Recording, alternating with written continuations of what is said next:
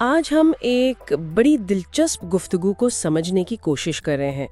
موضوع ہے ذاتی برانڈنگ، اپنی پہچان بنانا اور زندگی کا کوئی بڑا مقصد۔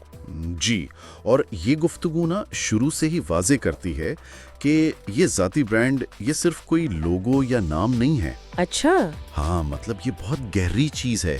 اصل سوال تو یہ ہے کہ کوئی اپنی منفرد شناخت وہ کیسے بنائے اور اس کا مطلب کیا ہے؟ گفتگو میں ایک مثال دی گئی ہے بڑی زبردست، آئیفل ٹاور کی۔ جی، آئیفل ٹاور کہ وہ تو بس اپنی جگہ کھڑا ہے، کچھ نہیں کر رہا، لیکن پوری انڈسٹری اس کے گرد گھوم رہی ہے۔ لوگ اپنے کاروبار، ریسٹورانٹ، سب کا حوالہ اس سے دیتے ہیں۔ تو پیغام یہ ہوا کہ خود کو ایسا بنائیں کہ مواقع آپ کی طرف آئیں۔ شاید یہی ایک طرح کا مقناطیس بن جائے۔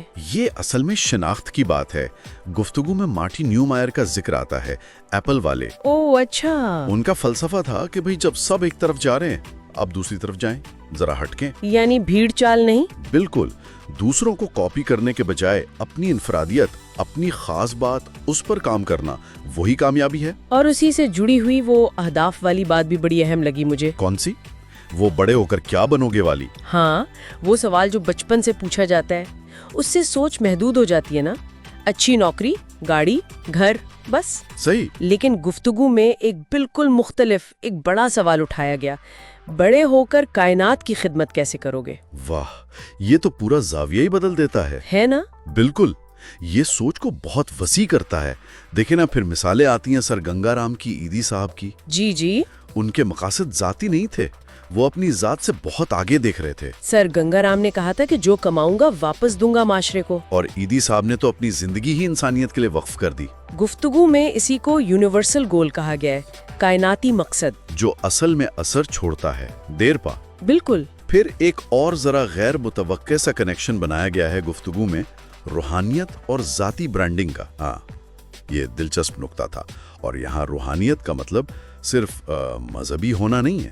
تو پھر کیا ہے؟ یہ اپنی ذات سے اور شاید کائنات سے ایک گہرا تعلق محسوس کرنا ہے۔ گفتگو کے مطابق اس سے ذہنی سکون ملتا ہے، فیصلے بہتر ہوتے ہیں، ویژن واضح ہوتا ہے۔ جی، کچھ ایسا ہی۔ اور اسی سلسلے میں دیکھیں، نبی کریم صلی اللہ علیہ وسلم کی مثال بھی دی گئی۔ اچھا، کس طرح سے؟ کہ کیسے آپ صلی اللہ علیہ وسلم نے افراد کی، صحابہ کی منفرد صلاحیتوں کو پہچانا، جیسے حضرت ابو بکر رضی اللہ تعالیٰ عنہ کو صدیق کہا، حضرت عمر کو فاروق۔ ہاں، یہ تو ان کے القاب تھے۔ یہ صرف القاب نہیں تھے، یہ ان کی خاص پہچان، ان کا برانڈ تھا جو مشن کے لیے اہم تھا، ان کی خوبیوں کا اعتراف تھا۔ اور حضرت مصعب بن عمیر رضی اللہ تعالیٰ عنہ کی مثال بھی تھی۔ جی، وہ تو نوجوان تھے، فیشن آئیکن سمجھے اس دور کے، لیکن جب مدینہ بھیجے گئے، پہلے سفیر بن کر، ہاں، تو انہوں نے وہاں جا کر اپنا نام نہیں بنایا، اپنی ذاتی برانڈنگ نہیں کی، بلکہ لوگوں کو نبی کریم صلی اللہ علیہ وسلم کے پیغام سے جوڑا۔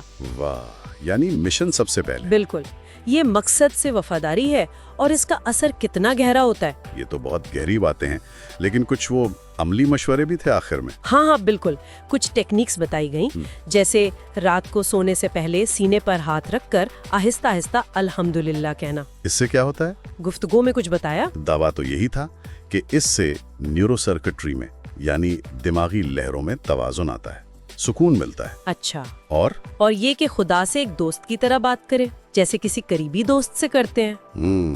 ایک اور چیز تھی، پانی کے گلاس پر 100 مرتبہ درود شریف پڑھ کر پینا۔ اس کا کیا مقصد بتایا گیا؟ گفتگو میں یہ کہا گیا کہ اس سے شاید پانی کے مالیکیولز کی ساخت بدلتی ہے، اس پر اثر ہوتا ہے۔ دلچسپ۔ ان سب تکنیکوں کا مقصد جو مجھے سمجھ آیا وہ اندرونی سکون حاصل کرنا ہے، اپنی توانائی کو مثبت کرنا ہے، جس سے پھر ذاتی اور پروفیشنل دونوں زندگیوں میں بہتری آ سکتی ہے۔ جی، اور وقت کی قدر کا بھی ذکر تھا، جیسے برف پگھل رہی ہو تیزی سے۔